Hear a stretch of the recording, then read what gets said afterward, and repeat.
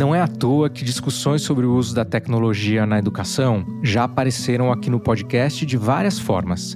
É que as ferramentas tecnológicas são recursos incontornáveis hoje. Elas estão em todas as partes, inclusive na sala de aula. Um dos desafios centrais é entender como torná-las aliadas e não adversárias na educação. Para isso, é preciso haver diretrizes para um uso, abre aspas, intencional e estratégico da tecnologia para potencializar o ensino e a aprendizagem, fecha aspas. Essas são as palavras do Ministério da Educação, que está de olho nas tecnologias educacionais.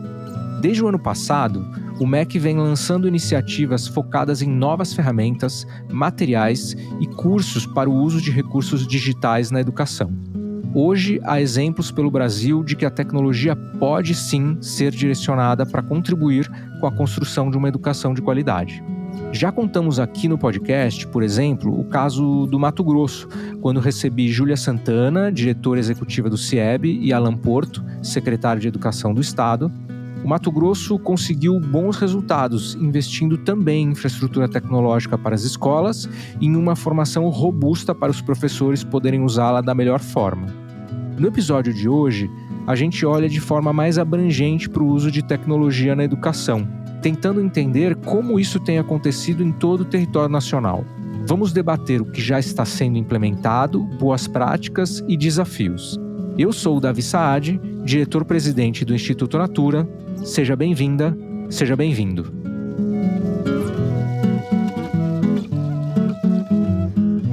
Aqui você ouve conversas sobre e para a educação.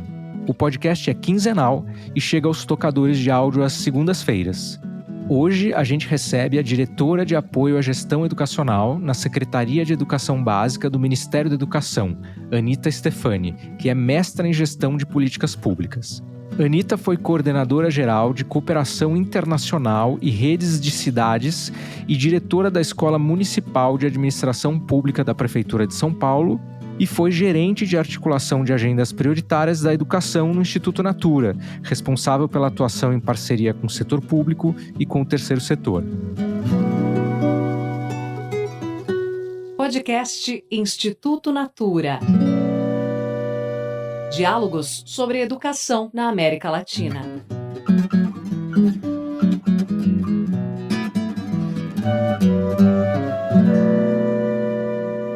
Oi, Anita, tudo bem? Que legal te reencontrar. Muito obrigado pela presença. Seja muito bem-vinda aqui no podcast. Obrigada, Davi. É um prazer te rever novamente. Depois de tanto tempo a gente se reencontrando, vamos começar entendendo um pouco do seu papel. Quais são os objetivos e responsabilidades aí da sua área no MEC? Muito bom. Eu estou como diretora de apoio à gestão educacional na Secretaria de Educação Básica do MEC, com a secretária Kátia Schweikart. Aqui na SEB, né, como vocês sabem, a gente cuida da educação infantil até o ensino médio. São 5 diretorias, né, cada um com um papel. A minha, ela é mais da área meio, então eu olho mais para as questões de apoio à gestão das secretarias estaduais e municipais, principalmente, por exemplo, pelo Plano de Ações Articuladas, o PAR. Tem uma parte também que é a gestão das escolas, gestão escolar, então principalmente o programa Dinheiro Direto na Escola. E uma parte importante do PNLD, que é a parte de insumos, né, de materiais didáticos, a avaliação pedagógica do PNLD está comigo também. E por fim, que eu acho que é o tema mais da nossa conversa hoje, que é a área de tecnologia e inovação na educação básica. Imagino que deva ser um trabalho de muita responsabilidade aí, né? Muita coisa importante na sua área. Que legal, parabéns. E realmente você está correta. O foco da nossa conversa hoje é um pouco a tecnologia na educação. Para a gente conseguir guiar a conversa, que ela é muito ampla, né? Eu queria meio que criar um frame aqui para a gente conseguir conversar. Então, quando a gente pensa em tecnologia, o que primeiro vem à cabeça é no uso, né? Seja pedagógico ou de gestão. Mas também eu acho que tem uma outra parte que me interessa bastante, que são os que eu estou chamando aqui de viabilizadores desse uso, né? Que é o que é necessário para que se possa usar. Então, essa parte de infraestrutura, que o corpo docente tenha as competências digitais adequadas para usar essa tecnologia e a própria existência de sistemas de gestão, né? Então, eu queria começar a nossa conversa olhando primeiro para essa parte aí que eu chamei de viabilizadores, pelo mais básico, né? entendendo essa questão da infraestrutura, que um pouco conectividade, disponibilidade de dispositivos em sala de aula ou outros, se você achar que tem outras coisas aí, pode ampliar. Então, dessa parte de infraestrutura, em relação à tecnologia, como é que a gente está no Brasil? O que o MEC está fazendo? Como que a gente está avançando? Me conta um pouco sobre isso. Em setembro de 2023, o governo Lula lançou a Estratégia Nacional Escolas Conectadas. Foi um esforço muito importante de organizar diversas frentes de ação e fontes de recursos que estavam dispersas e organizadas por atores diferentes, nem sempre com os mesmos parâmetros, né, com os mesmos padrões de conectividade, né, para as escolas. E em setembro de 2023, o lançamento dessa estratégia coloca o Ministério da Educação como coordenador. Então, passa a ser a educação quem dá o tom, quem dá o direcionamento, quem prioriza, do ponto de vista de conectividade de escolas, os investimentos do país. Nessa estratégia Escolas Conectadas, a gente divide em 6 grandes eixos, sendo que 2 deles são de infraestrutura, que é a parte de conectividade, né, levar de fato uma internet para fins pedagógicos para as escolas, e de dispositivos e ambientes escolares adequados para um uso positivo, interativo de tecnologia na escola. No Brasil, a gente ainda tem um desafio muito grande. São 137 mil escolas públicas, mais ou menos, e a gente primeiro fez um esforço muito grande de organizar essa base de dados, porque imagina, a gente tem o censo escolar, né, que todos os anos lá as escolas declaram, mas no que diz respeito a esse quesito de infraestrutura de tecnologia, infraestrutura de conectividade, o censo escolar não nos dá as respostas suficientes para uma ação governamental mais avançada. Então, no censo escolar só aparece se a escola tem ou não internet e se usa, né, internet na escola ali para o ambiente acadêmico.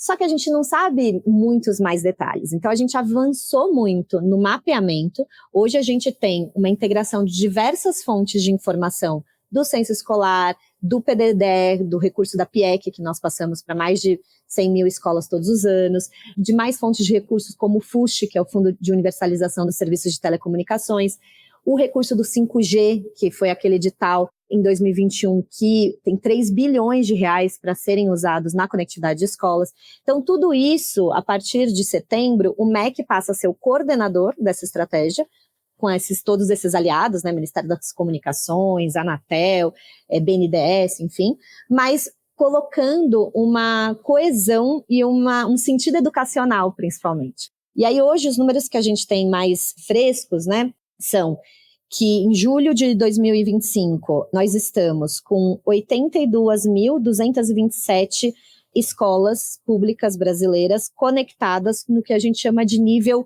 4 e 5. A gente criou um indicador, e aí esse indicador contempla vários aspectos, desde energia elétrica até a velocidade da internet e a distribuição por Wi-Fi dentro dos ambientes pedagógicos, para não ficar aquela coisa de internet só para o diretor, né, da escola, para fazer os serviços administrativos.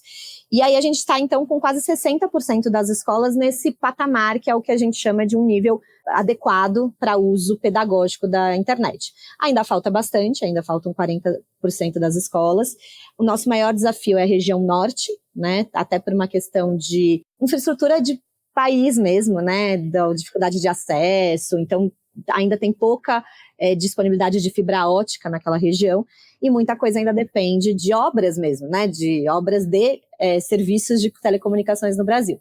Mas tem sido a nossa prioridade, assim, em termos de investimento, maior recurso, né, dessas fontes que eu comentei, está indo para essas regiões mais isoladas, onde a escola sequer tem fibra ótica próxima. Então, a gente está levando um projeto de conectividade para garantir um mínimo ali que possa depois ser utilizado pelos professores, pelos alunos de uma maneira mais positiva. Obrigado aí pela explicação. Deixa eu te fazer 2 perguntinhas sobre esse tema. Você falou nesse indicador aí, você citou os níveis 4 e 5. Os critérios para definir o que são esses níveis são públicos? São. Tem o Comitê da Estratégia Nacional Escolas Conectadas, um comitê estratégico, ele definiu parâmetros de conectividade para fins pedagógicos. Então, tem algumas resoluções que falam o que nós consideramos, né, tecnicamente para atingir esse parâmetro. Basicamente, a gente olha, em termos de velocidade da internet, para a quantidade de alunos, no caso de escolas de ensino fundamental e ensino médio. Então, é um cálculo de quantidade de alunos, né, mais ou menos 1 mega ali por aluno, maior quantidade de alunos por turno, né? E na questão de Wi-Fi, que aí tecnicamente eu não vou saber explicar muito bem, mas é uma quantidade de access points, né, que são os distribuidores de sinal, também de acordo com a quantidade de salas e ambientes pedagógicos de uma escola. E aí a gente faz um cálculo, né, pelos dados do censo escolar, qual que é o mínimo de velocidade e o mínimo de infraestrutura de Wi-Fi para cada um. Então, esses parâmetros, eles são públicos, estão nas resoluções do comitê, no site do MEC tem um lugar das escolas conectadas que está escrito, acho que é governança, que tem todas essas informações, e aí a gente vai monitorando. A cada 3 meses a gente atualiza o monitoramento, porque a gente vai recebendo informações novas, né, pelas políticas que vão avançando. E a segunda pergunta é, por exemplo, essa velocidade da internet. Isso é medida com aqueles medidores de internet ou vocês também olham informações como contratos e tal, outras coisas? A gente olha várias coisas. O principal, que é o que a gente sempre recomenda, né, que as escolas instalem, é um medidor Educação Conectada, que é um medidor feito em parceria com o NIC-BR, e ele é que nem esses que a gente usa em casa mesmo, né, que você consegue medir se a internet que você contratou, que você está pagando, de fato você está recebendo, né, porque é uma responsabilidade da empresa, né, que está fornecendo, é um serviço privado no Brasil, a internet, mas nem sempre é o que você paga, é o que você recebe. Então, esse medidor, ele mede de fato o que está sendo recebido. Só que tem algumas fragilidades esse medidor. Primeiro que nem todas as escolas instalam. Então, a gente tem menos de 50% das escolas que têm o medidor instalado, por mais que a gente faça campanha, que a gente vincule aos recebimentos, às vezes é uma informação não tão abrangente. Se a gente usasse só o medidor, a gente ia ter um apagão de informações, porque metade das escolas a gente não poderia falar.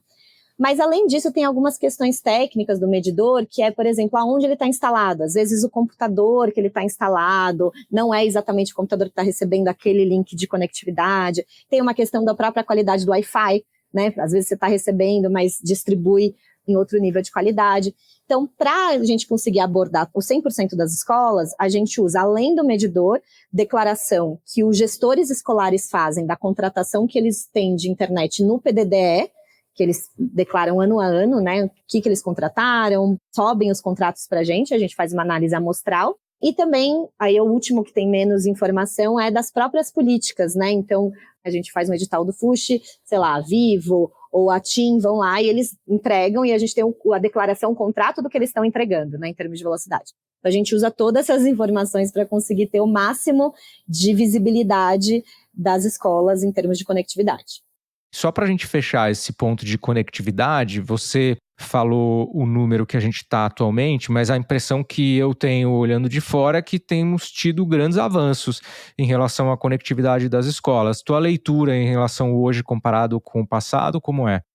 Olha, eu também acho que a gente está evoluindo muito, porque eu acompanho esse tema de tecnologia, não só na educação, mas no serviço público há muito tempo, e eu lembro, por exemplo, quando eu fiz o meu mestrado, 2015, que sempre se falou do potencial do FUSH, do Fundo de Universalização dos Serviços de Telecomunicações, para avançar em termos de conectividade, não só de escolas, né, de qualquer serviço público, escola, hospital, UBS e tal.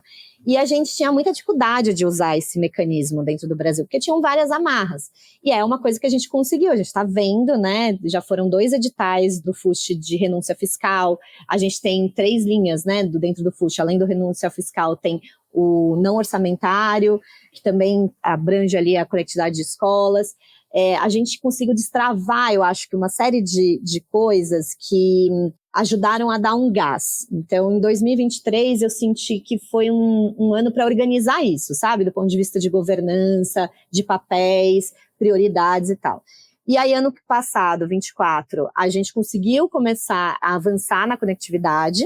Para vocês terem uma noção, em setembro de 2023, quando foi assinada a estratégia, a gente estava em 42% das escolas só com esse nível de conectividade adequado para fins pedagógicos. E agora a gente já está em 60%. Então, 18% em 1 ano e 8 meses, mais ou menos. Então, eu acho que é um avanço bacana. Temos metas ambiciosas até o final de 2026, que a ideia é tentar chegar aos 100%, né, das escolas, mas mais do que chegar em 100%, eu acho que é chegar naquelas que a gente tem mais dificuldade, sabe? As que são onde o mercado privado naturalmente não iria, por interesse comercial, e que aí a ação pública faz diferença. Uhum. Perfeito, acho que é um grande avanço e uma meta ousada, porém parece viável, né? E aí um segundo tópico que eu comentei que eu considero importante é a questão das pessoas, né? Então os professores, diretores, enfim, todo o corpo de trabalho da Secretaria das Escolas, mas em especial os professores, têm que conseguir trabalhar com essa tecnologia, né, para ter um bom uso. Eu entendo que vocês também estão olhando essa parte de formação de pessoas, né, principalmente professores, gestores escolares, né? Então, queria que você me contasse um pouco, se vocês estão olhando isso aí do ponto de vista do Ministério da Educação, como está sendo feito, como a política endereça essa questão. Essa parte pedagógica, né, os eixos pedagógicos na estratégia a gente divide em formação e desenvolvimento dos saberes digitais dos professores e gestores, uma parte importante de currículo, né, que como a gente sabe, o currículo é muito central ali para o desenvolvimento da educação, e os recursos educacionais digitais, que são ferramentas, né, objetos digitais de aprendizagem que podem ser usados para enriquecer a aula, enriquecer o processo pedagógico. É o mais importante, porque não adianta a gente levar a internet se não vai ter o uso, né, por parte dos professores e diretores. E eu acho que em questão de tecnologia, existe uma questão de um gap geracional que os jovens sabem muito ou usam muito tecnologia e às vezes têm muito mais facilidade até por serem nativos digitais do que a geração que é de professores e gestores. Então, a gente precisa reorganizar um pouco isso para apoiar os professores e gestores a se sentirem mais capazes a usarem tecnologia, a falarem sobre tecnologia, ensinarem isso com esse público, né, que é mais jovem, que eventualmente está mais naturalmente conectado, né? No MEC, como você sabe, a gente não tem diretamente nenhuma escola, né, de educação básica, então o nosso papel é apoiar as secretarias estaduais e municipais a fazerem a formação. A gente tem formação à distância, né? Então na plataforma do AvaMec, cursos gratuitos, a gente está com mais de 80 cursos só nessa área de tecnologia, desde cursos de curta duração até cursos mais longos, de 80, 100 horas, justamente para que as redes possam usar esse conteúdo de maneira complementar às suas formações, né, que fazem nas redes, localmente. Além disso, a gente tem um incentivo financeiro que é, a partir do ano que vem, quem não fizer a adaptação do seu currículo, incluindo a BNCC Computação, que é um anexo à BNCC que traz de forma muito clara ali as competências, né, e a progressão do aprendizado esperado para os alunos da educação infantil até o ensino médio, em termos das 3 grandes áreas, né, mundo digital, cultura digital e pensamento computacional, que é obrigatório. Então, aquelas redes que não adaptarem seu currículo, elas não vão ser habilitadas para receber o VAR, que é um percentual ali do Fundeb. Então, a gente já está monitorando isso, fizemos uma primeira medição ainda para monitoramento, né, sem valer, vamos dizer assim, em 2024, e a gente está agora analisando de maneira amostral esses currículos, né, justamente para ver, de fato, quando você fala que você está adaptado, né, o seu currículo à BNCC Computação, está mesmo, né, está compreendendo as 3 dimensões, etc. Então, isso a gente acha que também até 2026 vai ser um instrumento potente para ajudar os municípios e os estados a priorizarem esse tema na formação dos professores e no ensino para os alunos. E a última coisa desse tema que eu acho legal reforçar, que recentemente, em fevereiro de 2025, o CNE, ele publicou as diretrizes operacionais para a inclusão do componente de educação digital e midiática na educação brasileira. É uma resolução, né, um parecer ali super importante do CNE, que traz formas de apoiar as redes nessa adaptação, incluindo uma parte muito importante que é a formação dos professores. Então, eu acho que esses materiais daqui, que no âmbito do MEC e do governo federal, a gente tem um papel muito mais indutor, normativo, né? Tem sido mecanismos para apoiar para que as redes consigam priorizar isso. A gente tem materiais, guias também, cartilhas, tudo no site do MEC, depois vale a pena conferir no gov.br/MEC/escolas conectadas, para acessar esses materiais, porque realmente é algo que a gente não vai regredir mais, né? A tecnologia já está no nosso dia a dia, então a gente precisa garantir que a escola pública brasileira também esteja, né, na tecnologia. Sim, até nessa linha de que a gente não vai regredir nesse tema, né? A gente só vai avançar, né? Fico com uma dúvida que é o seguinte: quando a gente falava de conectividade, ficou muito claro como a gente vai saber se isso está avançando no Brasil, como a gente sabe se está avançando. No caso de os professores terem, vamos dizer assim, vamos chamar das competências digitais necessárias para o uso da tecnologia, claro, a gente tem essas mensurações de quem fez a formação, de quais currículos tem a BNCC Computação, mas vocês acompanham de alguma outra maneira para ver se os professores realmente estão adquirindo essas competências digitais? A gente criou uma ferramenta que é um autodiagnóstico para o professor fazer uma autoavaliação ali em relação aos seus saberes digitais, né? Então, muito inspirado em outras ferramentas do tipo, né, que já existiam, a gente criou uma oficial do MEC que está disponível, né, gratuita no site da VAMEC, e aí cada professor pode fazer um pouco essa avaliação de si próprio. E esses dados são públicos, né, então a gente consegue saber quantos professores estão no nível mais ali de iniciante, de familiarização, e quem já é um professor mais avançado, né, que acaba sendo até referência nesse tema entre seus pares. Então isso eu acho que ajuda. A gente acompanha isso, mas a gente não tem necessariamente nenhuma meta, é uma autoavaliação, né? Não é uma avaliação externa, por exemplo. E a gente vem conversando com o INEP, aí sim, para ter algum tipo de avaliação dos alunos, né? Em relação aos saberes, né? Às habilidades dos alunos desenvolvidas nessa área. Este ano, pela primeira vez no PISA, teve, né, esse tema como uma daqueles estudos que eles fazem, né, temáticos. Esse ano foi o de cidadania digital, de letramento digital. E aí, então, acho que esses dados vão nos ajudar também. O Brasil, no PISA, tem uma amostra, inclusive, de representatividade estadual, e que a gente consegue mergulhar, né? E talvez seja uma boa base inicial para, quem sabe, fazer uma avaliação própria, aí organizada pelo INEP, né, de competências digitais. Então, a gente vem discutindo isso, mas na nossa visão isso é um segundo passo, né? A gente está criando de fato a estrutura, está criando as capacidades aí dos professores, dos gestores e a inclusão disso no currículo, mas daqui a alguns anos isso tem que começar a se provar, né, de fato, valor na aprendizagem dos alunos. Muito bom. A gente falou, então, da parte de infraestrutura, conectividade de dispositivos, a gente falou um pouco dessa parte de competências digitais dos professores e outros profissionais da educação, e ficou faltando o terceiro ponto que eu mencionei, que talvez seja um ponto um pouco mais árido, menos conhecido, que é essa parte mais dos sistemas de gestão, né? Se a gente for mais ousado, vamos falar do famoso IPD, né, da infraestrutura pública digital.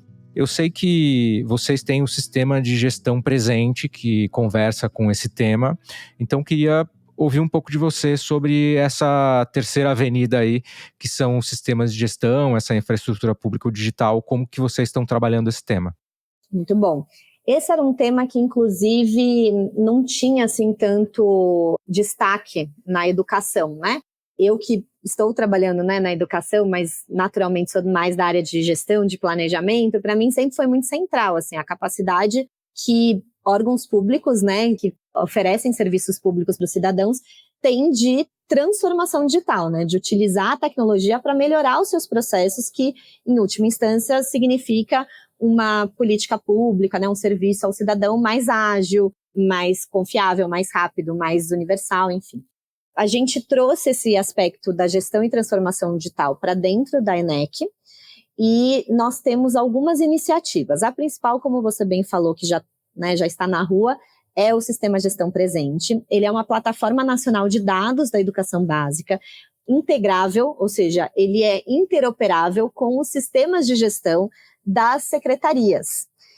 No geral, no Brasil, as secretarias estaduais e municipais, principalmente as municipais, têm muita dificuldade de tecnologia, né, de gestão tecnológica.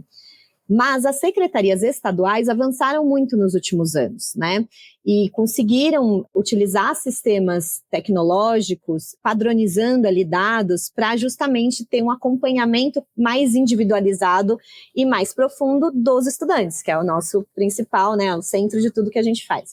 Então, O MEC estava um pouco ausente dessa discussão e a gente foi muito provocado pelos estados e pelos municípios que se o MEC consegue fazer de uma forma a unir esses atores que já estão com as suas tecnologias e outros que ainda não estão, mas no mesmo padrão de dados, a gente conseguiria ter, né, por exemplo, o sonho que é ter a trajetória de um estudante no Brasil, né, seja ele de uma rede municipal, seja ele de uma rede estadual, ele é um estudante brasileiro que precisa ali ter os seus direitos de aprendizagem acompanhados e garantidos ao longo da sua trajetória, independentemente de quantas mudanças ali de escola, de rede, cidade, né, estado diferente que ele vai fazer. Então, a gente lançou o Sistema Gestão Presente.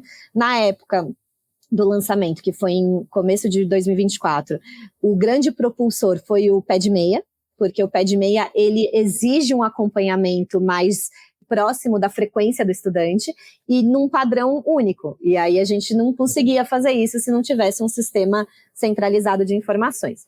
Mas agora, para além do ensino médio, né, que era o foco do PED-6, a gente também ampliou o sistema Gestão Presente para todas as etapas da educação básica, estados e municípios. Então, a gente abriu adesão, por enquanto, é uma adesão, né? Não existe nenhuma obrigação legal, existem várias discussões disso, inclusive no Congresso acontecendo, para que a gente tenha mais ou menos ao exemplo do que o SUS consegue fazer, que é uma centralização de dados, de acordo com protocolos e padrões, né, interoperáveis da saúde, a gente está querendo construir algo parecido na educação. E aí, por exemplo, quando um menino for transferido de escola, a gente consegue ter o histórico escolar, né? Puxar esse histórico escolar.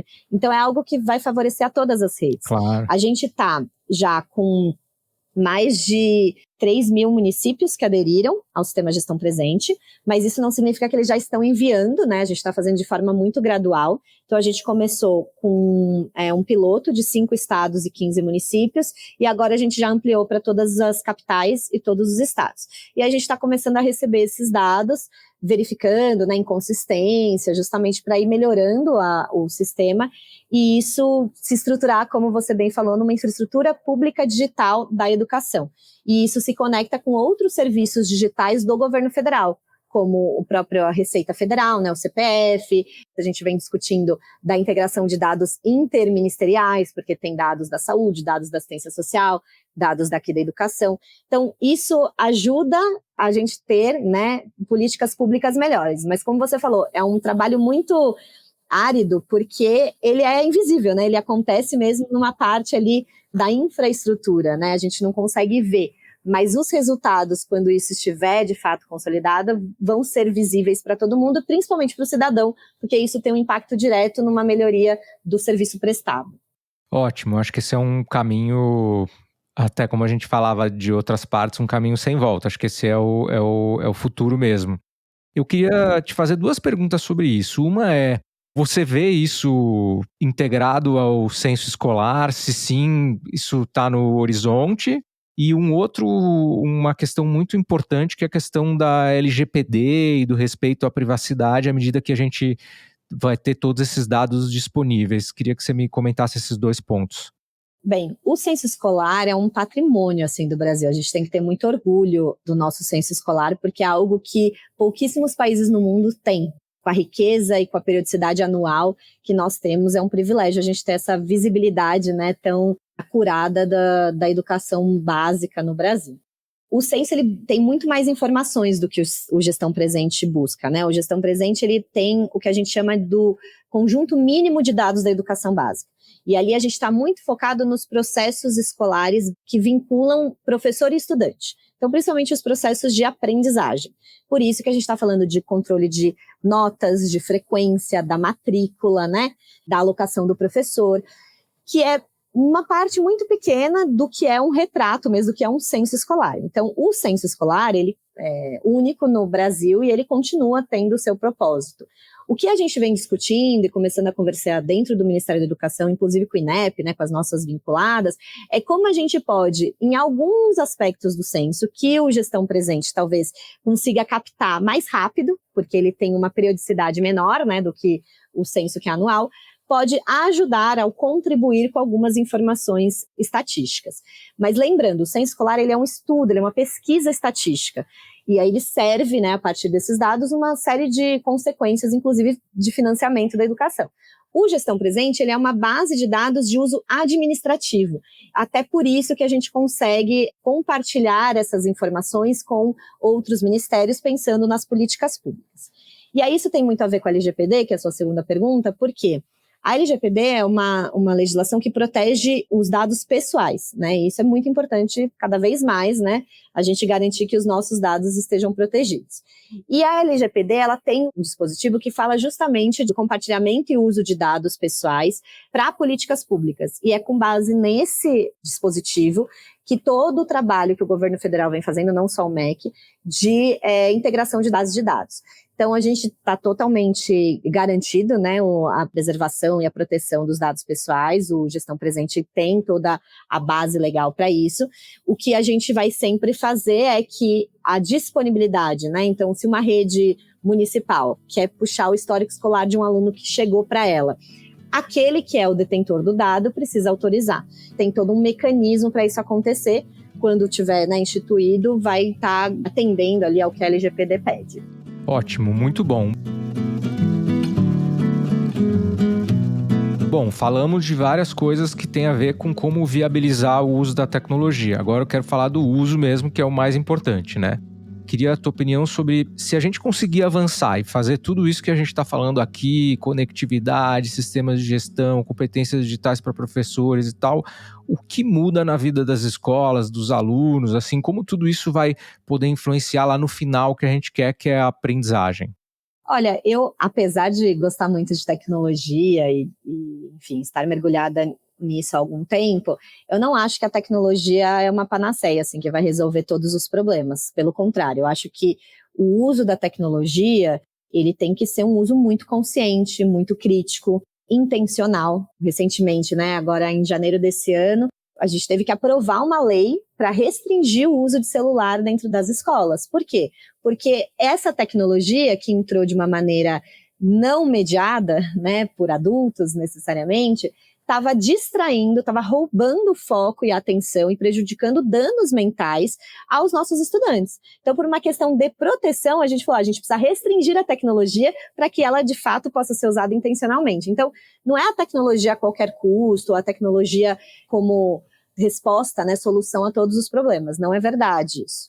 E o MEC não acredita nisso. O que a gente entende é que ela tem que ser, primeiro, objeto de estudo mesmo, né? Enquanto tema, a tecnologia, ela é uma nova ciência. Então, a gente precisa ensinar sobre isso, a gente precisa aprender sobre isso, como a gente aprende biologia, como a gente aprende química, né? Ela é uma área de conhecimento, de saber, que precisa estar no dia a dia das escolas, no sentido do que se ensina sobre tecnologia. E, além disso, como uma ferramenta. E aí, como uma ferramenta para vários conteúdos, não só sobre tecnologia, mas sobre português, sobre matemática, história, geografia. É como se abrisse uma janela, né? Você está numa escola e você ouve falar sobre as árvores. Você pode ter ali todos os melhores materiais didáticos, o melhor professor que vai ensinar sobre árvores. Se você abre a janela e vê a árvore, se você chega na árvore, é muito mais rica a experiência. Então, o potencial da tecnologia é nesse sentido, de abrir janelas, abrir portas, para tornar o nosso conhecimento, o ensino das coisas que a gente precisa aprender na escola, mais interessante, mais atualizado e mais provocador também, né? A capacidade que nós temos da criatividade usando a tecnologia também, né? Se bem utilizada, é uma potência aí para ampliar a criatividade brasileira.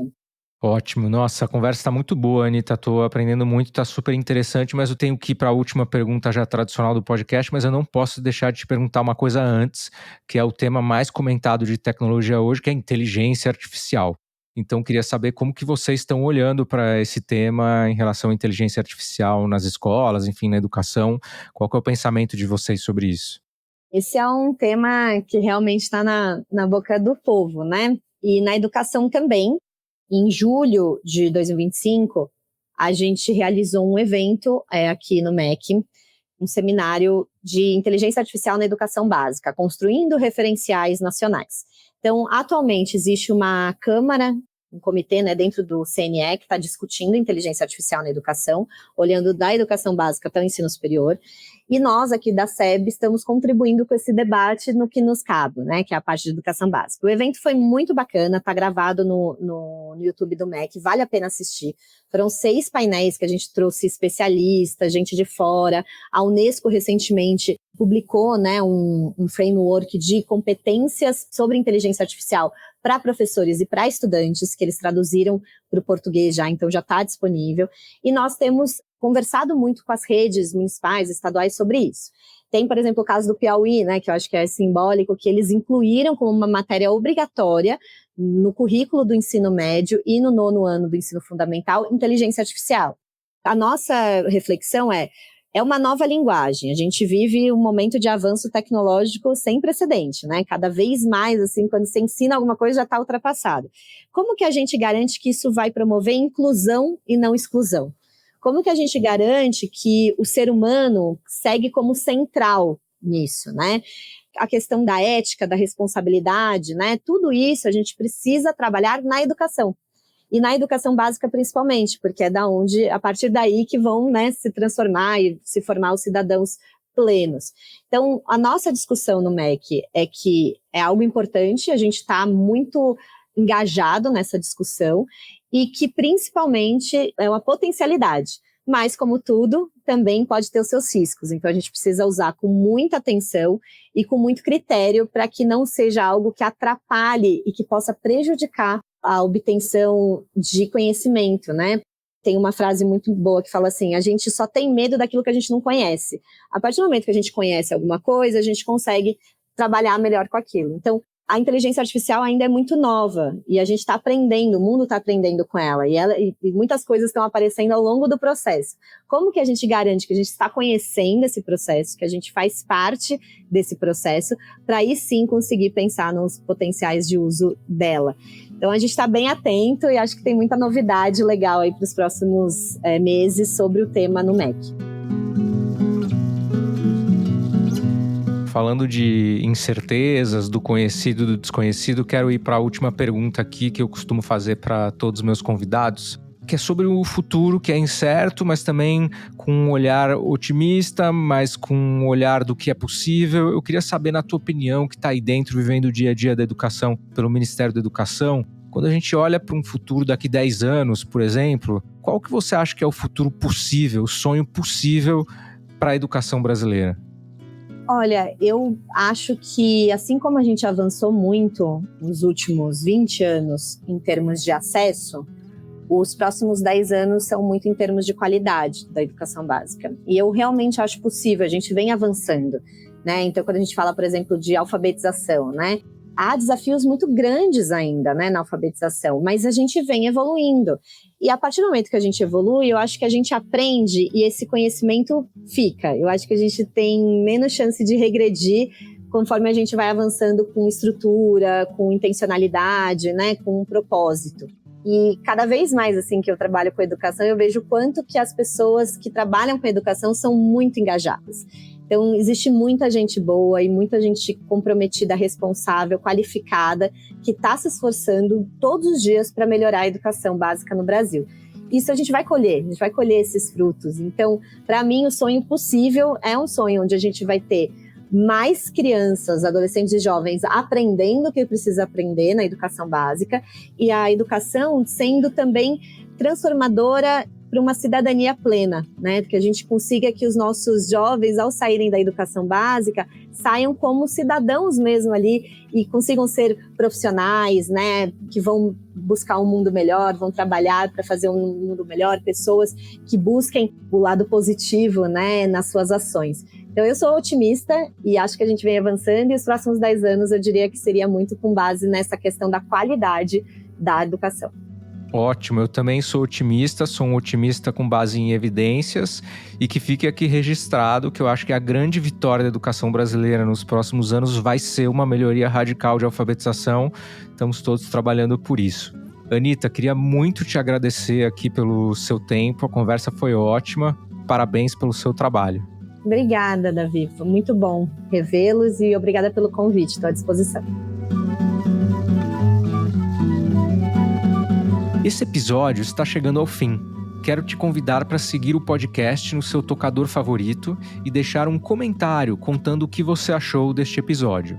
Queria agradecer o Guilherme Sintra, diretor de inovação e tecnologia da Fundação Lehman, que aliás tem um LinkedIn que vale a pena seguir, por ter sugerido algumas das perguntas desse episódio.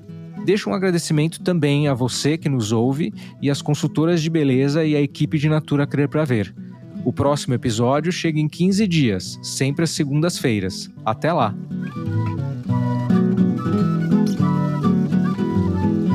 Este podcast é uma produção do Estúdio Guarda-Chuva para o Instituto Natura. A edição é do Matheus Marcolino, a sonorização e a mixagem são do Pedro Ianzur. A trilha sonora é da Estela Nesrini e da Todo Canto Produção Cultural. Pelo Instituto Natura, a coordenação de comunicação é da Raquel Mello.